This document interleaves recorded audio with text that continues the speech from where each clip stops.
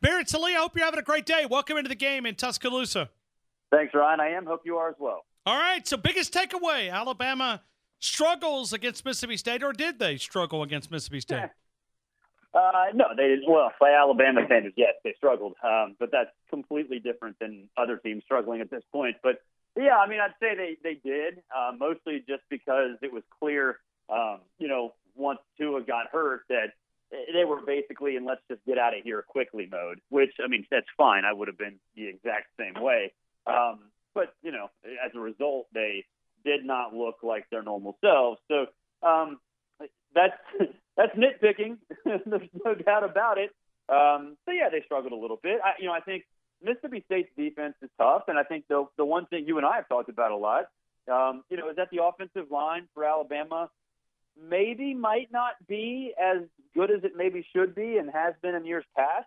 And that kind of got, exposed a little bit by Mississippi State, but they have a good defense, so you kind of expect it. But, I said this on Sirius XM Sunday morning. Alabama's got some issues. I mean, they're different and not nearly as pronounced as other teams, but there's reason to believe, and I think it's true, and I always say this, nobody's invincible in college football, that they have to address those if they're going to win a national championship. Because, I mean, let's be honest, there are teams like Clemson last year. They looked awesome, got exposed. Oklahoma last year got exposed. Georgia in the secondary last year got exposed. So, even if your team is great, and Alabama is, you're still going to have some weaknesses, and you have to address those or figure out how to play around it. In your opinion, anytime you get a shutout, it's certainly you want to recognize it, but was this a situation where Alabama's played two really, really one-dimensional offenses and maybe skewed the numbers a little bit, or do you think this defense is finally coming into their own? Well, not to dodge the question, yes, both of those things can be, and I think are accurate. Mississippi State's incredibly one-dimensional offensively. Nick Fitzgerald can't pass, and we all know what Joe Burrow and LSU are. So that's true. Alabama has pitched back-to-back shutouts due in part to two pretty one-dimensional, I would say weak offenses. But they still are improving defensively, mostly because I think that defensive line, especially with Quentin Williams, the way he's played for about the last month, they needed some time to come together, and it did. So it's both. I think it happens to be more that the defense for Alabama is a bigger reason why, but certainly that both of those things are accurate. That this was a really, really bad offense that Mississippi State has, one-dimensional, can't pass, just like LSU. But it's Alabama's defense for not taking a step back and not making dumb plays and playing smart, because even one-dimensional offenses can and oftentimes do at least threaten top teams. In the first 100 minutes of the show, we have spent a lot of time looking at the way that Tua got hit. There's been a lot brought up, and I've been saying, it's your offensive line's fault, it's your running back's fault for not picking up some of those blitzes. You got Tua hit quite a bit. It was pretty obvious, though, Mississippi State was going after the knee. What'd you think about that? That it was pretty obvious that Mississippi State was going after the knee. That said, that's no different than any other football player. I mean, if a player is hurting somewhere, you go after that. And you don't want to do it illegally, and Mississippi State didn't do it illegally. That happens all the time in every game, no matter what. So I understand Alabama fans getting frustrated and mad because he's Tua, and with Jalen being hurt, that's a legit concern. But it's a legal hit. It probably would not have been a legal hit in the NFL, but it's a legal hit. They were probably going after Tua's leg. Alabama fans don't have to like it. And, I don't necessarily like the fact that players go after, other players' injuries to try to make them worse. I think that's really kind of a crappy way to go about preparing, for a football game. But it's how every team, sort of addresses issues. And they see a guy who's banged up, they want to limit him. And Mississippi State tried to. So, Barrett, look at Alabama. Number one concern, and we've talked about several elements here today, But what if you were an Alabama fan, or if you were talking to a group of Alabama fans, what should their number one concern be? Tua, without a doubt, Tua. I mean, that's a problem right now. I mean, last 3 games, he's had to leave because of a knee injury. And that includes a bye week. So for the last month, Tua's been having knee injuries. And I think we'd all agree it's gotten worse. It has not gotten better, right? Would you agree that it's gotten worse? No, it looks obviously it's worse. Right. So for a month we've been dealing with this, and it's getting worse. And Jalen Hurts is hurt. So I'm not saying they're going to need to do this, but the question needs to be asked: can Alabama win the national championship with Mac Jones? That's not to say that Tua is going to go out or be limited or whatever, but it has to be at least a question: how can Alabama go about their business if Mac Jones is the number one quarterback? Because Tua's had to leave several times. So that's the biggest concern. And I think it's a very legitimate concern, because even if Tua is able to play, how healthy is he going to be? How mobile is he going to be? Is he going to be able to escape some tough defenses that are comparable to what Mississippi State brought to the table, and they're a good defense? That's a big deal. And I think any Alabama fan that's not concerned about it should be. So going back to Mac Jones, I don't think this team can win a championship with Mac Jones. I don't see it in the young man. I think he's a backup guy. I don't see them. I don't even know if they can win it with Jalen Hurts this year. I think they can win it with Jalen Hurts this year. Jalen has gotten so much better as a passer, without a doubt. If Jalen's 100%, I think he has improved so much as a passer. I think they can win it. But Mac Jones, we haven't got a big chance to see him. And really, the times that we had, save for I guess a little bit of the Mississippi State game, you could argue was not total mop-up duty. I don't think they could win it with Mac Jones. I do think they can win it with Jalen Hurts, though. I think Jalen, I think before the season, when we all sort of had the Jalen transfer speculation, we all sort of assumed that he's going to have to go, to an offense like Arkansas or Auburn that, uses the mobile quarterback all the time.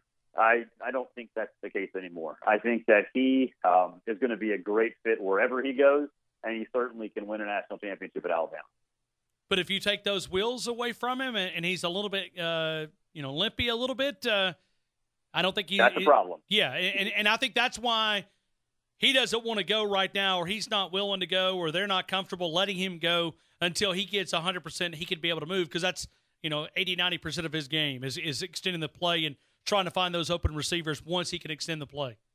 Well, yeah, and that's why he's been so successful through the air this year, is because he's become a much better passer. I think we'd all agree on that. And then he still has that threat. I mean, if you have that kind of threat with your legs, and you've become a good passer, which is something he's done, then you're in business. Now, if that running threat's not there, can Jalen still be a great passer? I don't know, probably not. But that's not his game. So it doesn't really matter unless he is banged up like he is right now. Let's go to Georgia Auburn. I want to go late in that football game. A lot has been said about the fake field goal. Your thoughts? It doesn't bother me. Okay. I mean, honestly, it's a fake field goal. You want to have your guys have fun, and more importantly, if you're Georgia, you want to put it on tape. That's what's important now for Georgia. If I don't even know if Gus Malzahn's mad about it, to be honest with you. I know Auburn fans probably are, but I don't know if Gus Malzahn is, because I think he probably understands why it happened there. So, it is what it is. I mean, would I have called it? Probably not. But I have no problem with Kirby doing that. Most importantly, because he wants to give Alabama something to worry about. He wants to give whoever in the playoff, if they beat Alabama, something to worry about. So totally fine with it. Let me ask you about Georgia. Where is this team better than they were last year, or do you see a ways? Because just to me, when I watch Georgia, I don't know if they're as hungry, but they're just not as dominant as they've been. I get certainly superstars like Raekwon Smith is absent, but where do you see this football team and the biggest difference that you can identify from last year to this year? And as far as improvement, I'd say beyond a shadow of a doubt, it's the passing game. And the stats don't back that up. I get that. But the diversity within the passing game has changed so much. I mean, they're using Isaac Nauta a lot more. Tyler Simmons has been really, really good for them. He scored the first touchdown against Auburn. He's a super fast kid. Mecole Hardman's obviously, I think more of the game plan now, and has been all year as opposed to just towards the end of the year last year. They're way more diverse in the passing game, and I think that they've slowly sort of implemented that, as the season has gone on. So I think that makes them so dangerous moving forward because they're only going to get better at it. They know what works. They know what doesn't. And I think if Jake continues his progression, Jake has been a much better passer than he was in the LSU game, and really has only had one bad game in his career against LSU. Then they can be extremely dangerous with that passing game. It's really good and getting better. Looking at Clemson, looking ahead, pretty good win in Boston College against those guys. I know they knocked the quarterback out, but a good road victory for the Clemson Tigers. Yeah, I mean, look, Boston College is not the toughest place to play, but I think all of us will agree on, when it has those big games, it gets cranked up. And, knocking Anthony Brown out of the game certainly helps. But, Clemson they're well-rounded. Everything they do well. Trevor Lawrence was sort of the last piece of the puzzle along with their secondary. They're playing lights out there, and obviously we know about their defensive front. So, I've been saying for weeks, even when Clemson struggled against Syracuse, like, hey, look, they don't have to be great right now. They have to work to it, and they have worked to it. I think they've become a team right now that's better than last year's team, not as good as the national championship caliber team or maybe the 2015 team, but they're getting there. And I don't have I wouldn't write it off completely that they won't get there eventually. I think they can. I think that's a really, really good team that has really shown no signs of slowing down. What were your thoughts on the Zach Smith and all the different tweets? I mean, it gives us a lot of things to talk about, but how do you think this thing's going to end? I don't know. Honestly, I was finishing House of Cards and watching SEAL Team last night, so I didn't know this happened until today. And Neither did I. I woke up this morning, I was like, what went on? Yeah. I missed all that. Yeah. So it sounds like he wants to spill the beans on Tom Herman. I don't know what that means, to be honest with you. I mean, look, I said for a long time, like the domestic violence stuff, that is not common. But I said this when the Hugh Freeze stuff went down. If everybody got fired for doing stuff like that, going to massage parlors and things like that, there'd be no coaches. It's sad, but it's true. It happens a lot. So, if he wants to spill some beans, hey, content, that's all for. I'm all for that. But with Tom Herman being involved, that's sounds like he wants to break a pretty darn big scandal from the sound of it. And there's probably a lot of people that would give him a platform to do it. Yes, there is. I would absolutely agree that there are people talking to him that work at outlets that trashed him immensely over the last 4 or 5 months that wouldn't mind putting his side out there, especially if it's going to get some clicks. Barrett Sallee, you can find him on the Twitter account, but the best way to find him there is CBSSports.com, Sirius XM as well, CBS Sports, Sirius XM, college football analyst for the national perspective. Barrett, thank you so much for being a part of the show. Thank you, sir. All right, thanks for having my pleasure.